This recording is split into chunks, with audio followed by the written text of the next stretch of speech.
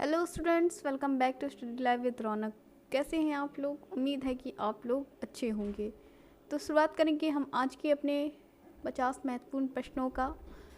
ये वीडियो आपके लिए बहुत ही यूज़फुल साबित होगी। आपका जो एग्ज़ाम आने वाला है 28-29 को, तो पूरा देखिएगा वीडियो। सभी प्रश्न जो हैं वो बहुत ही महत्वपूर्ण हैं। तो पहला प्रश्न है आपका, अजातशत्रु के बाद मगध में किसका शासन स्थापित हुआ? शिशुनाग, घनानंद, उदयन या इनमें से कोई नहीं? तो अजातशत्रु के बाद मगध में ऑप्शन नंबर सी आपका राइट हो जाएगा। उदयन का शासन स्टार्ट हो गया था। किसका? उदयन का शासन स्टार्ट हो गया था। उदयन अजातशत्रु का पुत्र था। 460 ईसा पूर्व में ये मगध की गद्दी पर बैठा था। इसने पाटलिपुत्र की स्थापना की और उसे अपनी राजधानी बनाया था। किसकी स्थापना कर? पाटलिपुत्र की स्थापना कर कर उसे अपनी राजधानी बनाया। कब बैठा था ये? 460 ईसा पूर्व में मगध की गद्दी पर बैठा था। ठीक है, ऑप्शन नंबर सी आपका राइट है। नेक्स्ट क्वेश्चन है आपका, भारत में जब क्रिप्स मिशन आया तो उस समय भारत का वायसराय कौन था? Lord Willingdon, Lord Lithgow, Lord Wellesley या Lord Amherst?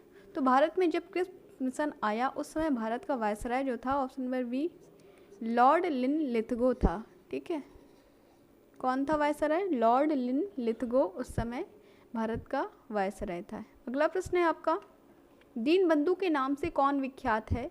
GS खरपड़ी, CF Andrews, Chittaranjan Das या इनमें से कोई नहीं? तो दीनबंधु जो है वो सीएफ एंड्रूज को कहा जाता है। ऑप्शन नंबर सी आपका राइट है, सीएफ एंड्रूज। इनका पूरा नाम है चार्ल्स फीर एंड्रूज। क्या नाम है इनका? चार्ल्स फीर एंड्रूज इनका पूरा नाम है, सीएफ एंड्रूज का। इन्हें दीनबंधु के नाम से जाना जाता है। उन्हें ये नाम महात्मा गांधी द्वारा भारतीय स्वतंत्रता संग्राम में उनके योगदान के लिए दिया गया। क्यों दिया गया? महात्मा गांधी द्वारा भारतीय स्वतंत्रता संग्राम में उनके योगदान के लिए इन्हें दीनबंधु के नाम से जाना गया। वहीं अगर देशबंधु की बात करें तो देशबंधु आपका चित्तरंजन दास को बोला जाता है। दीनबंधु या देशबंधु कुछ भी पूछ सकता है, तो दोनों चीज़ आपको पता होनी चाहिए। अगला प्रश्न है आपका, टीपू सुल्तान की मृत्यु कहाँ हुई थी? कुर्ग में, वाडीवास में, श्रीरंगपट्टनम में या मैसूर में? तो टीपू सुल्तान की मृत्यु हुई थी, ऑप्शन नंबर सी आपका राइट हो जाएगा, श्रीरंगपट्टनम में हुई थी। 4 मई 1799 ईस्वी में हुई थी। ठीक है, श्रीरंगपट्टनम में टीपू सुल्तान की मृत्यु। अगला प्रश्न है आपका, निम्नलिखित में किस वर्ष लाल क्रांति की शुरुआत हुई? ठीक है, ये आपसे पूछा जा रहा है, निम्नलिखित में किस वर्ष लाल क्रांति की शुरुआत हुई? 1950, 1980, 1990 या 2000? तो 1980 के दशक में लाल क्रांति की शुरुआत हुई। लाल क्रांति के जनक की बात करें तो विशाल तिवारी लाल क्रांति के जनक हैं। और इसका उद्देश्य क्या था? इसका उद्देश्य था भारत में मांस और टमाटर के प्रोडक्शन में वृद्धि। क्या उद्देश्य था?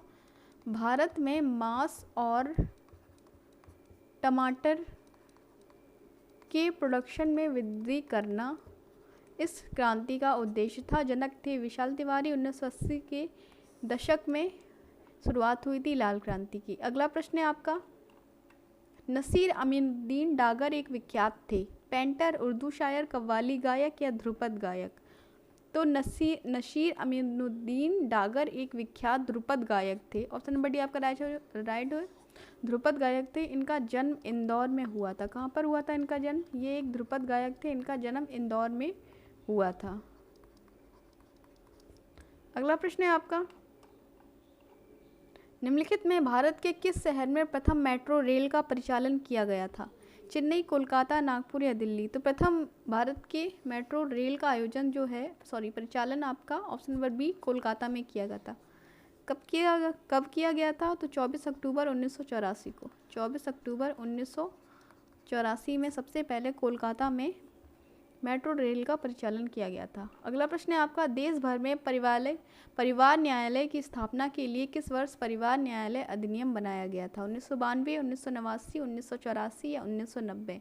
तो ये बनाया गया है आपका 1984 में। ठीक है, ऑप्शन नंबर सी आपका राइट हो जाएगा, 1984 में परिवार न्यायालय अधिनियम बनाया गया। अगला प्रश्न है आपका, सामान्यतः किन्हें आधुनिक हिंदी साहित्य के पिता के रूप में जाना जाता है या पिता कहा जाता है? आर के नारायण, हरिवंश राय बच्चन, भारतेंदु हरिश्चंद्र या प्रेमचंद?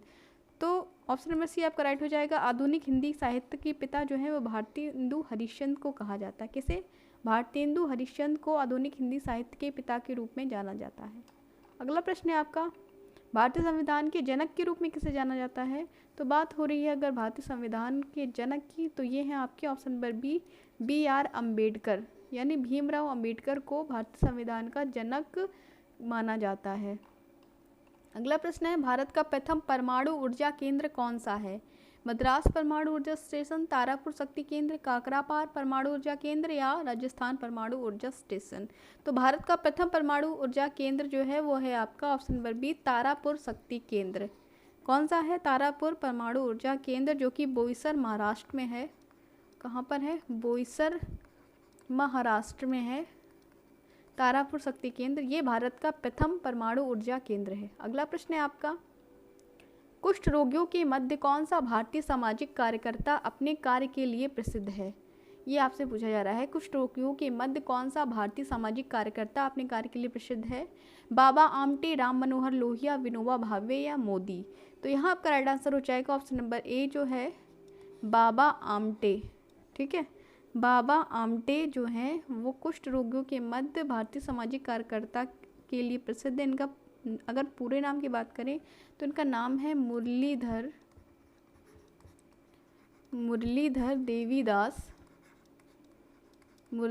देवीदास आमटे, इनका पूरा नाम है। ठीक है, बाबा आमटे के नाम से लोग इन्हें जानते हैं।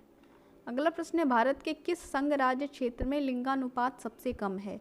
यहाँ ध्यान से पढ़िएगा, संघ राज्य क्षेत्र यानी केंद्र शासित प्रदेश आपसे पूछा जाए, लिंगानुपात सबसे कम है आपका ऑप्शन में है लक्षद्वीप, दादर नगर हवेली, अंडमान निकोबार द्वीप समूह, दमन या दीव? तो ऑप्शन नंबर डी आपका राइट हो जाएगा, दमन एवं दीव। ठीक है, दमन एवं दीव में लिंगानुपात जो है वो सबसे कम है। अगला प्रश्न है आपका, निम्नलिखित में कौन सा आंध्र प्रदेश का शास्त्रीय नृत्य है? कथकली, भरतनाट्यम, ओडिसी या कुचिपुड़ी? तो आंध्र प्रदेश का जो शास्त्रीय नृत्य है ये है आपका option number D, Kuchipudi. Kathakali है आपका केरल का, भरतनाट्यम है आपका तमिलनाडु का, ओडिसी है आपका ओडिशा का।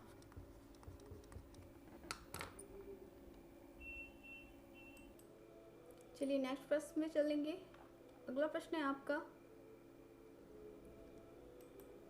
मलखंभ के विकास एवं संवर्धन में योगदान के लिए निम्नलिखित में कौन सा पुरस्कार दिया जाता है? विश्वामित्र पुरस्कार, विक्रम पुरस्कार, प्रभास जोशी पुरस्कार या एकलव्य पुरस्कार? तो ऑप्शन नंबर सी आपका राइट हो जाएगा, प्रभास जोशी पुरस्कार दिया जाता है मलखंभ के विकास एवं संवर्धन में योगदान। मलखंभ जो है वो मध्य प्रदेश का राजकीय खेल है। अगला प्रश्न है, एक प्रदेश के राज्यपाल का कार्यकाल कितने वर्ष का होता है? ये आपसे पूछा जा रहा है कि एक प्रदेश का राज्यपाल का जो कार्यकाल है वो कितने वर्ष का होता है? 65 वर्ष की आयु, 60 वर्ष की आयु, 5 वर्ष या 4 वर्ष? तो ऑप्शन नंबर सी आपका राइट है, राज्यपाल का कार्यकाल 5 वर्ष का होता है। अगला प्रश्न है, शांति निकेतन की स्थापना किसने की? मानवेंद्र नाथ रॉय, रविन्द्रनाथ टैगोर, राजा राम मोहन राय या देवेंद्र नाथ टैगोर? तो ऑप्शन डी राइट है, देवेंद्र नाथ टैगोर द्वारा शांति निकेतन की स्थापना की गई थी 1863 ईस्वी में। उसके बाद 1901 में रविन्द्रनाथ टैगोर द्वारा, कब? 1901 में रविन्द्रनाथ टैगोर द्वारा इसका विस्तार किया गया। ठीक है, रविन्द्रनाथ टैगोर के पिताजी के द्वारा, जो कि देवेंद्र नाथ टैगोर हैं, इनके द्वारा 1863 में शांति निकेतन की स्थापना की गई थी और 1901 में रविन्द्रनाथ टैगोर द्वारा विस्तार इसका किया गया। अगला प्रश्न है, लोकसभा चुनाव में उम्मीदवार बनने के लिए अनिवार्य आयु कम से कम होनी चाहिए? 30 वर्ष, 35 वर्ष, 25 वर्ष या 21 वर्ष? तो लोकसभा चुनाव में उम्मीदवार बनने के लिए अनिवार्य आयु कम से कम आपकी ऑप्शन नंबर सी 25 वर्ष होनी चाहिए। कितनी? 25 वर्ष आपकी आयु तो होनी चाहिए। अगला प्रश्न है, क्षेत्रफल की दृष्टि से उत्तर प्रदेश का सबसे छोटा जिला कौन है? राजगढ़, हापुड़, रीवा या रतलाम? तो क्षेत्रफल की दृष्टि से उत्तर प्रदेश का सबसे छोटा जिला जो है वो है आपका ऑप्शन नंबर बी, हापुड़ है। वहीं अगर बड़े की बात करें तो बड़ा है आपका लखीमपुर खीरी। लखीमपुर खीरी क्षेत्रफल की दृष्टि से बड़ा है, छोटा है आपका हापुड़। अगला प्रश्न है, बॉक्साइट एल्युमिनियम का अयस्क इनमें प्रचुर मात्रा में पाया जाता है। कटनी खदान में, पन्ना खदान में, बस्तर खदान में या दुर्ग खदान में। तो ये कटनी माइंस जो हैं, ऑप्शन नंबर ए कटनी खदान में बॉक्साइट एल्युमिनियम का अयस्क प्रचुर मात्रा में पाया जाता है, जो कि मध्य प्रदेश में है। अगला प्रश्न है आपका, निम्न में से किसने भारत के उपराष्ट्रपति का पद नहीं संभाला? Doctor Zakir Hussain, doctor S Radhakrishnan, doctor Rajendra Prasad या भैरव सिंह शेखावत। तो जाकिर हुसैन, डॉक्टर एस राधाकृष्णन और भैरव सिंह शेखावत तो उपराष्ट्रपति हुए हैं, लेकिन ऑप्शन नंबर सी आपके डॉक्टर राजेंद्र प्रसाद ने उपराष्ट्रपति का पद नहीं संभाला, इन्होंने राष्ट्रपति का पद संभाला था। अगला प्रश्न है, निम्नलिखित में किसने एशियाटिक सोसाइटी की स्थापना की थी? ये आपसे पूछा जा रहा है प्रश्न। William Jones, Lord Cornwallis, John Shore, Warren Hasting. तो एशियाटिक सोसाइटी की स्थापना ऑप्शन नंबर ए जो आपको नज़र आ रहा है, विलियम जोन्स ने एशियाटिक सोसाइटी की स्थापना की थी। कब की थी? 1784 में। 1784 ईस्वी में विलियम जोन्स द्वारा इस एशियाटिक सोसाइटी की स्थापना की गई थी। अगला प्रश्न है, भारतीय वायुसेना में एयर मार्शल के पद तक पहुंचने वाली प्रथम भारतीय महिला कौन है? पुनीता अरोड़ा, अंजलि भागवत, बुला चौधरी, पद्मा बंदोपाध्याय। तो ये हैं आपकी option number D, Padma Bandopadhyay. Padma Bandopadhyay जो हैं वो भारतीय वायुसेना में एयर मार्शल तक के पद पर पहुंचने वाली प्रथम भारतीय महिला। अगला प्रश्न है आपका, भारत के किस प्रदेश में संत कबीर नगर एवं संत रविदास नगर जिले हैं? अरुणाचल प्रदेश, उत्तर प्रदेश, राजस्थान या मध्य प्रदेश। तो ये जिले आपको ऑप्शन नंबर बी आपका राइट है, उत्तर प्रदेश में पड़ते हैं संत कबीर नगर और संत रविदास नगर। अगला प्रश्न है, जीवाणु और पैरामीशियम के सदस्य हैं, मतलब ये आपसे पूछ रहा है ये किस संघ या किस जगत के सदस्य हैं? तो ये हैं जीवाणु और पैरामीशियम जो है वो एक कोशिकीय जीव होते हैं। ये ऑप्शन नंबर बी ए आपका राइट है, प्रोटिस्टा जगत के सदस्य हैं ये जीवाणु और पैरामीशियम, ये एक कोशिकीय जीव होते हैं। अगला प्रश्न है आपका, नीचे दिए गए पदार्थों में कौन सा ओजोन परत के अवक्षय के लिए उत्तरदायी नहीं है? क्लोरोफ्लोरोकार्बन, कार्बन टेट्राक्लोराइड, एरासोल या अमोनिया। तो ऑप्शन नंबर डी आपका राइट है, अमोनिया जो है वो ओजोन परत के लिए अवक्षय के लिए उत्तरदायी नहीं है। क्या नहीं है? अमोनिया जो है वो ओजोन परत के अवक्षय के लिए उत्तरदायी नहीं होती है। अगला प्रश्न है आपका, पद्म विभूषण पुरस्कार पाने वाले भारत के पहले खिलाड़ी कौन हैं? सचिन तेंदुलकर, साइना नेहवाल, विश्वनाथ आनंद या महेश भूपति। तो आपका राइट आंसर है option number C, Vishwanath Anand जो हैं वो पद्म विभूषण के पुरस्कार पाने वाले भारत के पहले खिलाड़ी हैं। ठीक है, कौन? विश्वनाथ आनंद। अगला प्रश्न है आपका, विजय हजारे ट्रॉफी 2020-21 किस टीम ने जीता? ये आपसे पूछा जा रहा है। उत्तर प्रदेश, कर्नाटक, मुंबई या केरल। तो विजय हजारे ट्रॉफी 2021 का खिताब ऑप्शन नंबर सी मुंबई के द्वारा जीता गया। किसके द्वारा? मुंबई के द्वारा जीता गया। अगला प्रश्न है आपका, मॉन्ट्रियल प्रोटोकॉल के संबंध में कौन सा कथन गलत है? इससे 1987 में अंतिम रूप दिया गया था। यह संताप मंडल की ओजोन परत की रक्षा के लिए एक वैश्विक समझौता है। दुनिया के सभी देशों द्वारा सार्वभौमिक अनुसमर्थन प्राप्त करने वाली पहली संधि है, या भारत ने इस संधि की पुष्टि नहीं की। तो ये आपका ऑप्शन नंबर डी राइट है कि गलत है कथन, क्योंकि भारत ने भी इस संधि की पुष्टि की है। ठीक है, अगला प्रश्न है, वर्ष 2020 के लिए विश्व मुद्रास्फीति दर क्या थी? तो वर्ष 2020 के लिए विश्व मुद्रास्फीति दर 1.94% थी। ऑप्शन नंबर सी आपका राइट है, 1.94% विश्व मुद्रास्फीति दर थी। अगला प्रश्न है, निम्न में कौन सी दो बार हो गया, निम्न में कौन सी ट्रॉफी कप गोल्फ से संबंधित नहीं है? Walker Cup, Rider Cup, Dunhill Cup, Sultan Azlan Shah Cup. तो इसका राइट आंसर हो जाएगा सुल्तान अजलन शाह कप जो है वो गोल्फ से संबंधित नहीं है, ये हॉकी से संबंधित है। ठीक है, किससे? ये मैदानी हॉकी से संबंधित कप है।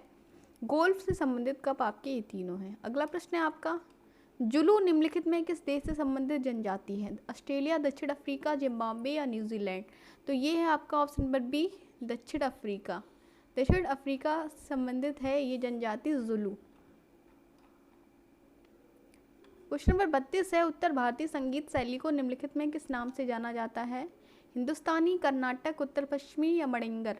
तो यहाँ आपका राइट आंसर है ऑप्शन नंबर ए, हिंदुस्तानी संगीत के नाम से जाना जाता है। उत्तर भारतीय संगीत शैली को हिंदुस्तानी संगीत के नाम से जाना जाता है। ठीक है, अगला प्रश्न है आपका, ट्यूलिप उत्सव किस राज्य में मनाया जाता है? पंजाब, हिमाचल प्रदेश, कश्मीर या उत्तराखंड? तो ट्यूलिप उत्सव जो है वो ऑप्शन नंबर सी आपका राइट हो जाएगा, जम्मू कश्मीर राज्य में मनाया जाता है। कहाँ मनाया जाता है? जम्मू कश्मीर राज्य में ट्यूलिप उत्सव मनाया जाता है। और अगला प्रश्न है आपका, चंद्रशेखर आज़ाद का जन्म किस शहर में हुआ था? भावरा, इलाहाबाद, प्रयागराज या इंदौर? तो ये आपका अलीराजपुर है, वहाँ का एक गांव है भावरा। ऑप्शन नंबर आपका राइट हो जाएगा, भावरा नामक शहर में चंद्रशेखर आज़ाद का जन्म हुआ था। 35 नंबर क्वेश्चन है, किसकी अधिक मात्रा हमारे शरीर को प्रभावित कर सकती है? पानी, भोजन, दवाइयाँ या तरल पदार्थ? तो ऑप्शन नंबर सी आपका राइट हो जाएगा, दवाइयों की अधिक मात्रा जो है वो हमारे शरीर को प्रभावित कर सकती है। ठीक है, ऑप्शन नंबर सी आपका राइट है। अगला प्रश्न है, निम्नलिखित में किसने जबलपुर में उच्च न्यायालय के भवन का निर्माण किया था? सेठ गोविंद दास, रानी दुर्गावती, राजा गोकुलदास, रानी कमलापति?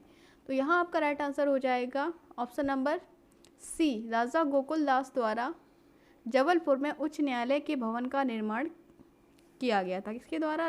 राजा गोकुल दास के द्वारा जबलपुर में 1890 ईस्वी में जबलपुर उच्च न्यायालय का निर्माण किया गया था। क्वेश्चन नंबर 37 है आपका, क्या रोकने के लिए टीकाकरण महत्वपूर्ण है? अधिक जनसंख्या, संक्रामक रोग, उम्र बढ़ाने या दिल के रोग? तो यहाँ आपका राइट आंसर हो जाएगा ऑप्शन नंबर बी, संक्रामक रोग रोकने के लिए टीकाकरण महत्वपूर्ण होता है। अगला प्रश्न है आपका, अमीबा कैसा होता है? बहुकोश के जीव, एक कोश के जीव, स्वपोषी या क्रिप्टोगेम? तो अमीबा जो होता है वो ऑप्शन नंबर बी आपका राइट हो जाएगा, एक कोशिकीय जीव होता है। कैसा होता है? एक कोशिकीय जीव होता है। ठीक है, अमीबा एक कोशिकीय जीव होता है।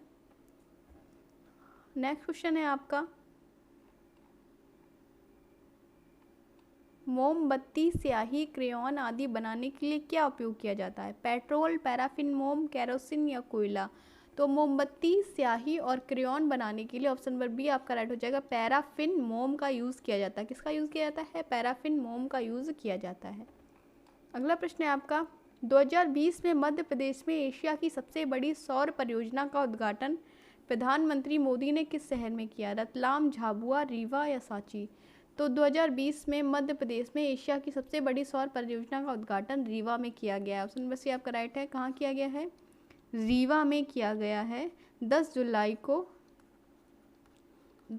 2023 को प्रधानमंत्री नरेंद्र मोदी द्वारा वीडियो कॉन्फ्रेंसिंग से 750 मेगावाट कितनी क्षमता है? 750 मेगावाट की क्षमता की सौर ऊर्जा परियोजना का उद्घाटन किया गया है। कहाँ पर? रीवा में। अगला प्रश्न है, मध्य प्रदेश में मध्य प्रदेश औद्योगिक विकास निगम लिमिटेड के कितने क्षेत्रीय केंद्र हैं? 3, 5, 7 या 11? तो यहाँ आपका राइट आंसर है ऑप्शन नंबर सी, 7 क्षेत्र हैं। ठीक है, कितने क्षेत्र हैं? 7 क्षेत्र हैं। अगला प्रश्न है, तानसेन को कहाँ दफनाया गया था? भोपाल, ग्वालियर, मांडू या मुरैना? तो तानसेन को ऑप्शन नंबर बी ग्वालियर में दफनाया गया था। मृत्यु की बात करें तो उनकी मृत्यु तो आगरा में हुई थी। मृत्यु उत्तर प्रदेश के आगरा में हुई थी, लेकिन इन्हें दफनाया ग्वालियर मध्य प्रदेश में गया। इनकी इच्छा के अनुसार, इनकी इच्छा थी कि इन्हें मोहम्मद गौस के मकबरे के पास दफनाया जाए, जो कि ग्वालियर में स्थित है। अगला प्रश्न है, टोक्यो ओलंपिक में भारत के लिए पहला पदक किसने जीता? मीराबाई चानू, पीवी सिंधु, लवलीना बोरगोहेन, रवि कुमार दहिया? तो ये जीता गया था option number A, Mirabai Chanu के द्वारा। ठीक है, मीराबाई चानू के द्वारा रजत पदक जीता गया था पहला टोक्यो ओलंपिक में 49 केजी वेट लिफ्टिंग में। ठीक है, 49 केजी वेट लिफ्टिंग में मीराबाई चानू द्वारा रजत पदक पहला जीता गया था। अगला प्रश्न है, क्रिस्टल आईटी पार्क कहाँ स्थित है? इंदौर, विदिशा, सागर या बुरहानपुर?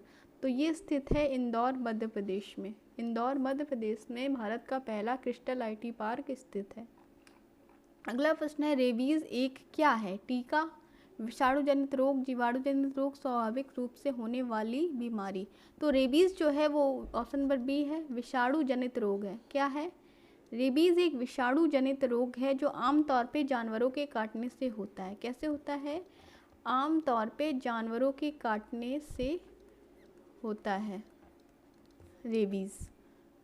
अगला प्रश्न है, रबी की फसलें उगाई जाती हैं सर्दी, बरसात, गर्मी या शरद ऋतु। तो रबी की फसलें जो होती हैं वो शीत ऋतु में अपनाई जाती हैं, उगाई जाती हैं। ऑप्शन नंबर आपका राइट है सर्दी। ठीक है, शीत ऋतु भी बोलते हैं सर्दी को। शीत ऋतु में उगाई जाती हैं अक्टूबर नवंबर माह में। किस माह में अगर आपसे पूछा जाए तो अक्टूबर से नवंबर माह में उगाई जाती हैं। अगला प्रश्न है, हाल ही में महिला सशक्तिकरण हेतु फिक्की महिला संगठन ने किस विश्वविद्यालय के साथ समझौता ज्ञापन पर हस्ताक्षर किए हैं? जवाहरलाल नेहरू विश्वविद्यालय, तेजपुर विश्वविद्यालय, गुरु नानक देव विश्वविद्यालय, उस्मानिया विश्वविद्यालय। तो ये किया गया है ऑप्शन नंबर सी, GNDU यानी गुरु नानक देव विश्वविद्यालय के साथ समझौता ज्ञापन हस्ताक्षर किए हैं फिक्की महिला संगठन ने महिला सशक्तिकरण हेतु। अगला प्रश्न है आपका करंट अफेयर के क्वेश्चन है ये, हाल ही में किसने दिल्ली के सराय काले खां फ्लाईओवर एक्सटेंशन का उद्घाटन किया है? अरविंद केजरीवाल, राघव चड्ढा, मनोज तिवारी, विनय कुमार सक्सेना। तो हाल ही में जो मुख्यमंत्री हैं दिल्ली के अरविंद केजरीवाल, इनके द्वारा दिल्ली के सराय काले खां फ्लाईओवर एक्सटेंशन का उद्घाटन किया गया है।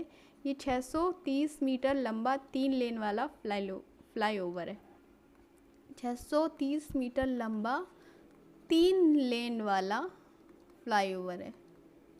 ठीक है, सराय काले खां फ्लाईओवर एक्सटेंशन, इसने मुख्यमंत्री अरविंद केजरीवाल ने। अगला प्रश्न है, हाल ही में केरल का पहला AI स्कूल कहाँ लॉन्च किया गया है?